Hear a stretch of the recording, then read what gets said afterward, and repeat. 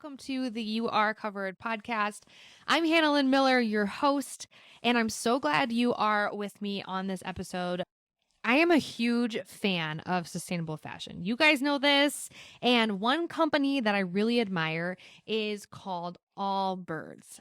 I've been using their shoes for a while now. I have a pair that I have had for like 5 years and I still wear it. You know why? Because not only are their products sustainably made, but you can also wash your shoes.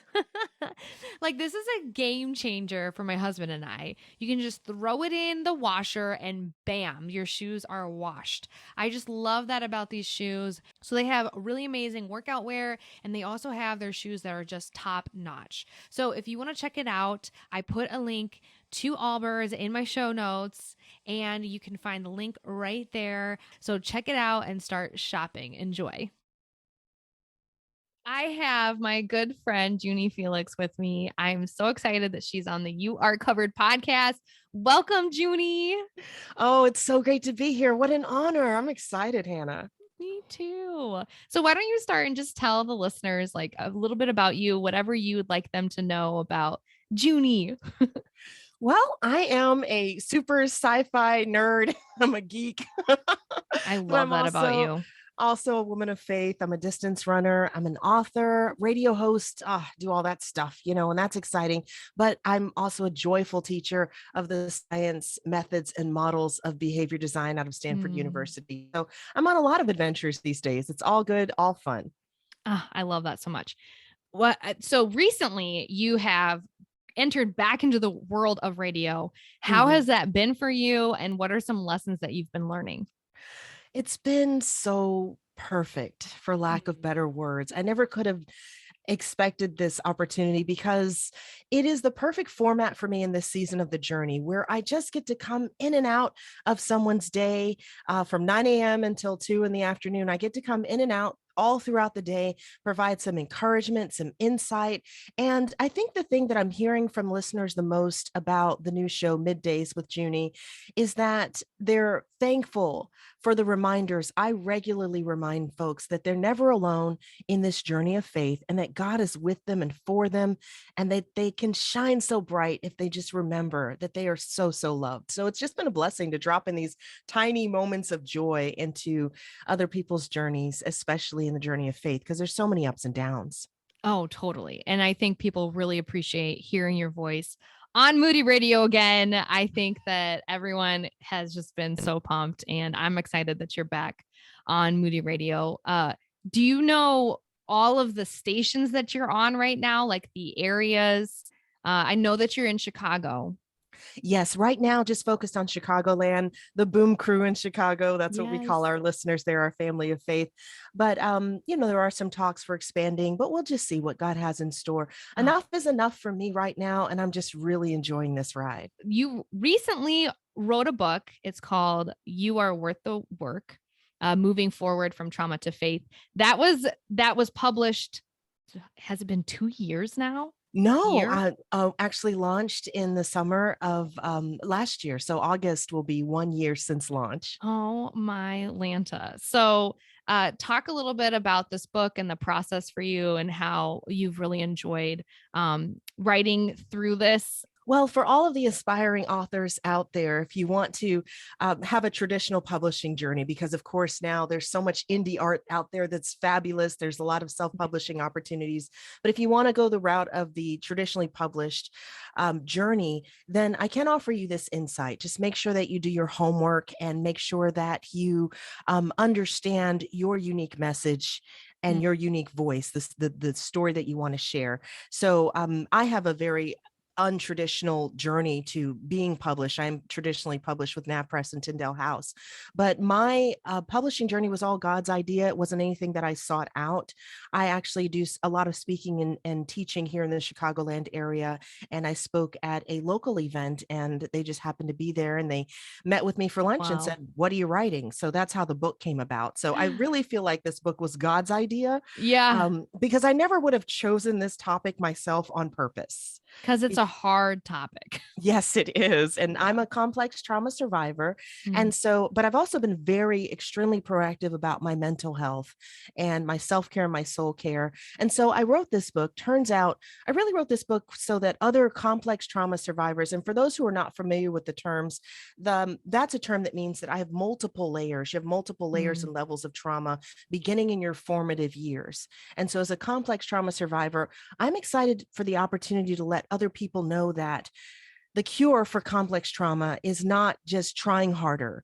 It's not, as we say in the community of faith, serving, giving, and going. If serving, giving, and going were the cure for complex trauma, then I would be the poster child for that. I mean, check out the website. You can just scroll down and see. And it's not about just having enough faith to be well.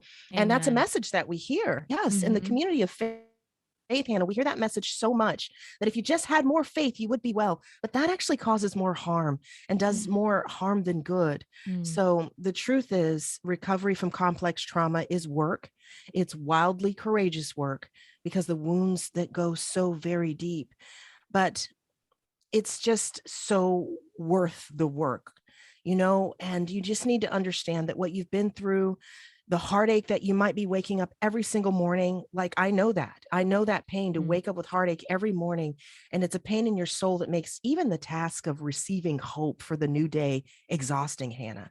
So that heartache is not who you are. And those abuses, those betrayals, and those losses, they don't have to continue to cast that dark shadow over your life. There is hope, and your journey's not over, and your situation is not your destiny. Yes. Amen. 100%. Juni, that is your life message to me. And that is your life message to so many people around you. And I don't know. I feel so honored to be a part of this process with you, because I've known you for so long now. Yes, I know. It's funny to look back, and our journey has just always been like that of a sibling. Like you really are like a big sis to me, for real. Most definitely. Meeting you was such an answer to prayer, because being the second oldest of 7 siblings, I have 5 sisters and a brother, and then moving all the way to Chicago, so far away from them. And I prayed, I was like, oh Lord, I miss my sisters so much. I miss my brother too, love him to pieces, but it's different. Feel like having sisters is different. When you and I met, I mean, it has been a while. I mean, we were like babies, but I know it feels like it. I was a baby. Yeah, I was you were a straight out baby. Of college. Yes, you were. Yeah, but I felt like it was such an answer to prayer to meet you, because I missed my siblings, and you were my Chicago, and still are my Chicago little sis. Shh, don't tell them, they get jealous.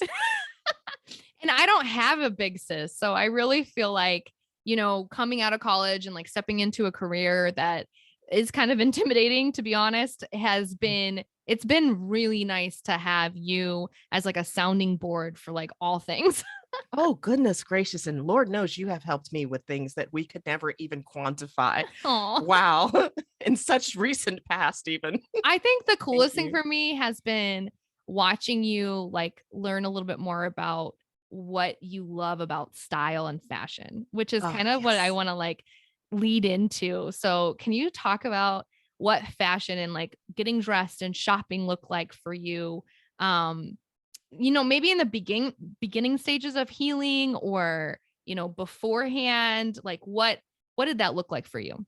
Before I met you, Hannah Lynn, the word fashion never even crossed my radar. It was not a part of my journey in any capacity.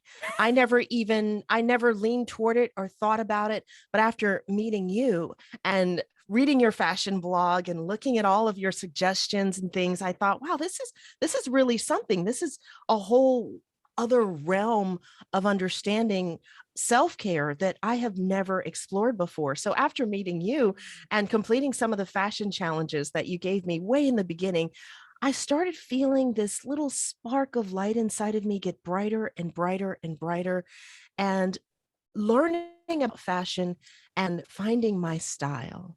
That is a phrase that my heart came up with after meeting you. Not long after meeting you, finding my style was a part of my self-care, my soul care, that brought me some tremendous breakthrough in the journey. Yeah. So talk a little bit more of that with me. What was it that you found that was just uniquely you in the way that you shopped and the way that you dressed? Well, you might remember, but when we first met as a complex trauma survivor, one of the things, the challenges that we face in recovery is that we usually come out of environments, backgrounds that have taught us that we have no worth and value, that Mm-hmm. who we are doesn't matter, what we desire doesn't matter. I'm also a survivor of severe childhood poverty. And so any child of poverty can tell you that what you need is the most important thing, food, shelter, Right. clothing. What you want is not even something that needs to cross your mind because what you want is just not possible. So I brought that into my adult years, late into my adult years. I mean, when I met you, I was in my late 30s, 37, and still carrying that weight, that burden. And so my fashion sense was dark colors, grays and blacks, and anything that would not draw attention to me. I had Hmm. to look professional. So I knew that I had to look professional, but that was all dark colors and nothing that draws attention. No distinctive jewelry, pieces of jewelry, no bracelets or even rings. It just never crossed my mind that fashion would be an important part of my self-care and my healing. But Hmm. then when I learned about it and the joy and the fun of it, So fun. everything changed. And now I have a style. I found my style, and it's something that brings me joy every single day. Something that I think about all the time when I see a specific type of jewelry, and I'll tell you what it is, but I like literally think of you every time because it is a statement piece. So anytime I see any kind of jewelry that symbolizes a compass, I think of you, Oh, or like yes, a yes. map or something like that, because that's something that you've used a lot in, even in your website design, in like your covers for books. I feel like, didn't you write a book with a cover or something like that? And it always had like a compass or a map. And share a little bit about why that's so important for you. Well, as a young child, I fell in love with the world. I mean, just the idea that there was a whole world out there that I might someday see. And so I remember now, back in my day, we would go to the library and they would have the National Geographic. They would have the magazines there. I mean, that's a publication that's still, out there and active and, Available. and Yeah. beloved. There's even a channel. But I would look at the maps in National Geographic and I just fell in love with the fact that there's a whole world out there. And it brought me so much hope and joy as a child, dealing with all the things that I was dealing with at such a Mm. very, very young age, that there's a whole world out there. And then as I got older and started learning more about faith and the journey, reading the Bible in high school in the 11th grade, and I first read that God so loved the world. And I was like, I Wow. love the world. God and I have that in common. I love the world. So now I'm happy to say that I am a world traveler. I have been to many, many places, 5 out of the populated continents I've been to, and I Yeah. just still love the world. And I usually will wear either the globe or a compass because I never know where I'm going, but I always know where I'm headed. And I know Hmm. that doesn't make a whole lot of sense, but it makes all kinds of sense to me. I never really know where I'm going, but I always know where I'm headed. So unpack that with me. Tell me a little bit more about that. Well, in this life of faith, as a woman of faith, I think of how my life verse right now is in Matthew. Actually, it's in the book of John, chapter 3, verses 7 and 8, where Jesus is teaching about, it's a famous chapter. Everybody knows John 3:16, for Sure. God so loved the world, right? But Yeah. if you look a little bit higher in the chapter, you'll find my life verse. And it's the spirit goes where the spirit is like the wind and it blows. No one knows where it's coming from. No one knows where it's Oh, going, but so is everyone who is led by the Spirit of God. Jesus wow. doesn't say, so are some who are led by the Spirit of God, but everyone who's led by the Spirit of God. No one knows where they're coming. No one knows where they're going, but God knows. And Wow. so I never really know where I'm going in this adventure, and it's a wild ride, but I know where I'm headed. I'm with God and He's with Mm. me. And so I'm always right where I'm supposed to be. Wow. Every time you explain that, I get goosebumps, like for real. Like it is just the best. And that's why I think about a compass whenever I see one, especially when it's jewelry, because I believe you have this one bracelet that you typically wear. And it is a compass and you wear it like, all the time. Like Yeah. I I just wear, I think of you mhm. all the time whenever I see something like that. Yeah, and I actually have a ring that I wear too that's a compass for when I'm not wearing the bracelet, which currently is in need of repair. But I have a necklace that I normally wear. But right now I'm wearing the whole You world, are. You are. because why not? And it's not just the jewelry, but I think of one of the fashion challenges that you first you brought me on the adventure with you was when we went out, we had a thrift store challenge. We had 1 week to find conversation piece jewelry. And Yes. that was so fun. And you were my accountability partner with that. You checked in on me a couple times during the week. Did you find your piece? Did you find your piece? The next week we wore our conversation piece jewelry to Mhm. work, and we just rejoiced in all the fresh conversations. Someone would say, "Oh, that's really nice." And they always say, "Where did you get that?" And then you get to say where you got it. And they're like, "Oh, I love that." And you can say, "I love it too. And I love it because." And suddenly you're making friends, you're having new conversations with people that you never would have had before just because of jewelry that you're wearing. And I think that was one of our first fashion challenges, Hannah, that you and I did together. And I thought, wow, if it works this well with jewelry, what about a whole outfit? Love that so much because I think that jewelry and fashion is such a connection point for women. Like, I think that we bond through like colors and styles and companies, and we get to like share tips and things like that. And I think that it's such a fun connection point. That's why I love that we did that. I That know, was it a was while so back. much It fun. was it was a lot of fun. It Oh, really was. yes. From the Kardashian corsets to the ugly sweaters, we had a great time. We And did. you did not even know that what you were sharing with me was such an important part of my self care and I my soul had care no and my idea. healing journey. I think it's a good point that, that's why I want this podcast to be educational for mental health and stuff like that. Because here's the thing, like, you don't know what another person is experiencing or has experienced, because these were things we did in our early part of our friendship, Junie. And Mhm. and that's a good thing. Like, I didn't know everything you went through. I didn't know your story all the way like that, and that's what developed over time. But I think that that's why it's good to be aware that those who have experienced trauma, Mhm. these are things that they might struggle with or not be aware of or Yes. needs Mhm. help celebrating. These are things that we can use, and fashion can be a tool to be able to express yourself and to do some self-care and Yes. soul Mhm. care, and know, Yes. and know that, like, hey, you are worth being celebrated over, There, like, there you go. That yeah. is, and that's the word. And when it comes to, I remember there was one young woman. Well, actually, we were the same age, but we were in a discipleship, mentoring type relationship, and she met me at a women's retreat. We had taken a bus, a 12-passenger bus, to Atlanta, Mm. and she didn't say anything. She was quiet the whole trip, but after we returned from the trip, a week later, she messaged me, she emailed me, and she said, "I really would like to meet with you and share my story because I was watching you on that trip and I love the way that you were with the other women. And I would like to tell you my story." So we met at the church library, and she told me a story that would re traumatize or traumatize anyone for the first time Oh when they no. heard it. I mean, it Oh. was terrible, from Oh. toddler years, the abuse, the neglect, the severe trauma, Yeah. um, and it came from both parents. And Mm. so she was someone who had spent her growing years never feeling safe. And I could relate to that. Mm. And we met. And the second time we met, I did a lot of prayer. And I said, "Lord, what do you want me to ask her?" And he said, "Ask her what's her favorite color." And Wow. so the second time we met in the library, I let her share from her heart, and we caught up on some of the assignments for the week. And I said, "God wants me to ask you a very specific question. What's your favorite color?" And she burst into tears. I was the first person in her life. And at the time she was about 20, we were 26, both were about 26 years old. I was the first person in her entire life to ask her, what's her favorite color? And she burst into tears. And when I asked Wow. her why she was crying, she said, "Because no one's ever asked me before, and I don't know."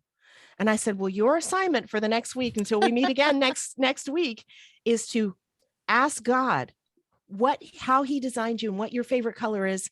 And when we get back together, I can't wait to hear about all the ways that he's shown you and all the times you've seen it.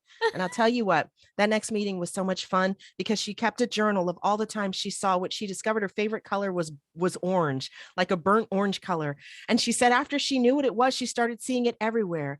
And I said, every time you see that color, Wow. listen and hear God say, I love you. So Wow. fashion, colors, it matters. It does. It totally does. And it's interesting, you know, because we're all uniquely made and we are all unique. And so the things that we like are unique. It's really interesting how God created us that way. Like we don't all like the same things. Like we like different styles, we like different colors. And the cool thing is when you explore those things, you discover that God created you that way. Like that's not on accident that this young lady likes burnt orange. Like that's the way that he's designed it. Like it's so true. And when you see your favorite color, you know, you get that spark of joy. Yes. And so I always knew that my favorite color is purple, but I learned in therapy because, like I said, I'm very proactive about my mental health. I have a PTSD trained trauma therapist in my journey at all times. And she's the one who taught me that purple is a need for me. And so one of my assignments is a purple pen. I only write in purple ink unless I have to. But one of my assignments was for the next month, satisfy my need for purple. So what do you think that color brings emotionally? Like what emotions do you experience when you see the color purple? Oh, it's the color. It's royal purple. And it reminds me that I am a precious daughter of the almighty king of the multiverse, that I am his princess. I am a queen. And so when I see that purple, it just reminds me of my eternal destiny, even now. Wow. Royalty. And do you purposely go out and find purple, or do you feel like it comes to you, or Oh, always. I see it everywhere. And every time I see it, that's why I write in purple ink. Every time I see it, I hear God say, I love you. I made you to love you and know you and be with you forever. I love that. Seems like a small thing, but it's not. But when you come out of severe trauma, you don't understand that what your needs are. Wow. And how much fun purple is a need. So can you talk to me a little bit more about the difference between soul care and self-care? Oh, I love it. This is one of my favorite topics. Yes. Okay, good. Okay. So self-care folds into soul care. So soul, it's very similar to what we know about healthcare, Hannah Lynn. The emphasis is on the whole person, holistically, not just the physical areas that are in need of intentional and strategic care for healing and health, but the spiritual areas of your life that are in need of regular, intentional spiritual care. It's about the integration of all the aspects of your humanity, your physical, your relational, your emotional, and yes, even your sexual. And it begins with doing the discovery work. I mean, discovery is a legal term, Hannah. One of my friends who's an attorney, he taught me this some time back. It's a legal term that means gathering the evidence. You talk about purple as a need, right? Yeah. To gather all the evidence, to understand who you are as a person and what your emotional and spiritual needs actually are. And then you carefully create and design a plan of care that eventually becomes your lifestyle. You won't have to think about it so much because it's your lifestyle. But if you neglect your emotional and spiritual needs, it's a sure path to destruction of your ability to enjoy and experience life. I mean, every level of life is negatively affected if you neglect this area of care. So, and every other ailment or illness that you have is amplified without strategic, intentional soul care. And without it, you'll never discover the truth of who you were designed to be and the gift that you are to this world, the light you were made to shine. So if you were talking to somebody right now who has never done any kind of soul care or hasn't even thought about self-care and has gone through trauma, where would you tell that individual to start? Oh, yes. Well, start right now and keep it tiny, make it simple. Now, there's something that you need to know that I was upset when I first learned. You're not going to be completely healed. until, I mean, there are some things that we go through that are so bad that no one can make them right. They will always be a part of your story. So start with accepting the fact that, yes, you have been through a lot, but you are a survivor. And you can start right now on your healing journey, your personal healing journey. Neglecting it is just going to cause more harm. Mm. And you just have to begin right where you are, honoring what you're feeling, what you're going through right now. If you're a trauma survivor and you're not on the healing journey, you probably have a lot of pain, and it manifests in all of these unhealthy ways that are tiny acts of self-betrayal that overflow into a life of just sorrow and sadness. So if you think about the fact that you are hurting right now and you start doing the discovery work to get to the root of that pain, and I do suggest doing this with help, with Mm. professional guidance. The resources are available. Don't let yourself believe the lie that there's not resources for you. Maybe start with an inventory of the safe people in your life. Like I talked about the young woman that I was discipling so many years ago. She was doing discovery work to find someone safe to share her story with. Mm. And I'm just honored that her path led to me. But there's someone that God has in mind for you. If you're not in your faith where you can believe that, there is someone who will share the journey with you who is safe. Mm. And I do believe with all my heart that you just need to take the time and honor what you're feeling and find the safe people to begin sharing your story, because you got to let that floodgate open so that you can find your healing path. Yeah, life doesn't have to be that heavy. Like, No. it doesn't Mm-mm. have to be.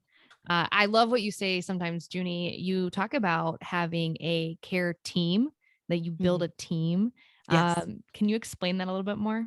Oh, yes. Well, if you want to move forward in the healing journey, it's very important. I always say you got to armor up.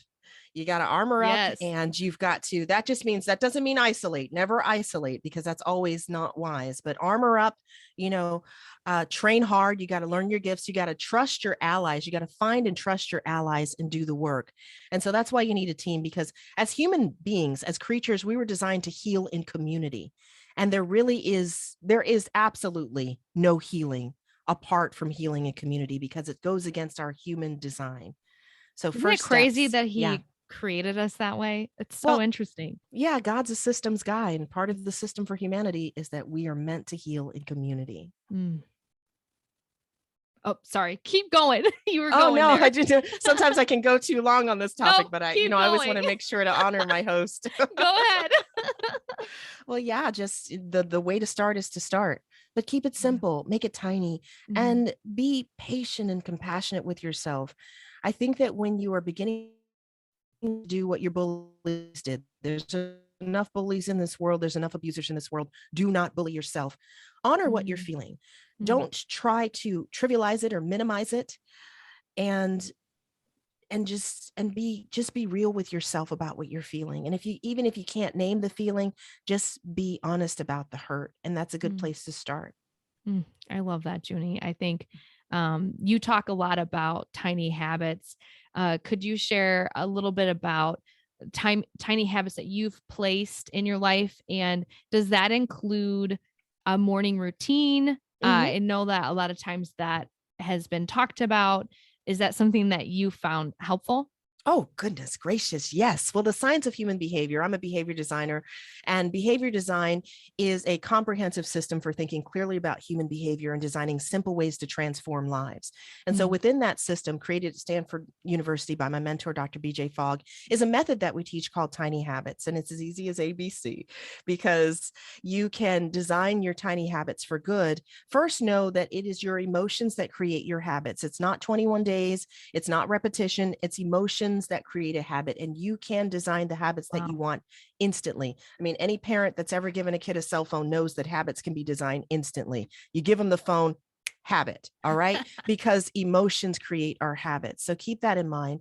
So what you need to do first thing is find what we call an anchor moment. There's your A. And this is any part of your existing routine. My favorite anchor moment is just waking up. Talking about keeping it simple. Yeah. So if you wake up, anybody can do that. So simple. You wake up, you follow that with a tiny behavior. That's your B. So my tiny behavior is always I smile and I say, as a woman of faith, good morning, Father. it's going to be a great day. Just a tiny little prayer. I smile and I say, good morning, Father. It's going to be a great day, because it affirms who I am. I'm the type of person who walks by faith. So I'm talking to God first thing, first conversation. I'm smiling and I'm believing by faith that it's going to be a great day. And if I'm going through something really tough, like I have been in the last 3 weeks, I add the word somehow. It's going to be a great day somehow. So tiny prayer. And then you follow that with a tiny celebration. And the tiny celebration is what creates, okay, brain science here, the dopamine spark is what I call it. The tiny celebration is what wires the new habit into your brain and keeps you coming back for more. So that's my favorite start of the day tiny habit for trauma recovery, is reminding yourself who you are. In behavior design, we define behavior as a type of person doing a specific activity in a specific context. And so you are the type of person who wakes up with hope by planting a tiny seed of hope, by saying it's going to be a great day somehow, and then celebrating, maybe a little happy dance. I do this one a lot when I'm going through something really tough, like I am right now. I just hug myself. Yeah. That's a multi-sensory way of celebrating that I am a person with worth and value, and I'm worth the work. Yes. Juni, I have loved our time here on this podcast episode, and I'm so thankful that you decided to be on with me. Juni, can you tell the listeners where to find you? Yes, easy peasy. I like to keep it simple. Simplicity changes behavior. There's one of our maxims. Go to junifelix.com. I had to think about it. You got it. JuniFelix.com is Juni Felix, like fix it, Felix. All right. So JuniFelix.com. And you can also listen to the radio show, Moody Radio, on the app, wherever you are in the world, 9 a.m. to 2 p.m., Monday through Friday. I share little bite-sized nuggets of joy. And let's see. Also, please do, if you have a friend who's in the healing journey, or you're in the healing journey, check out my book, You Are Worth the Work, Moving Forward from Trauma to Faith. You can find out more on Amazon or anywhere your favorite books are sold. Love it. It's like talking to, like I said, a big sis. And I hope that, the listeners are able to see that through the video podcast and then the audio, that you exude joy and peace. And I am just so thankful that you're in my life. And I hope that the listeners get a little piece of you and your story, and how God has really brought you through amazing things and just continues to do like amazing things in your life. Thanks, Juni. Hey, my pleasure. Bye, sis. Thanks so much for listening and watching the You Are Covered podcast. Make sure that you are subscribed to whatever platform you love listening or watching to this show. It goes such a long way. I know it takes a few seconds to get there, but can you also make sure that you review the show on Apple Podcasts? It goes such a long way, and it just helps us build a community together in this digital space. So thanks so much ahead of time. And as always, God's got you and you are covered. Be blessed.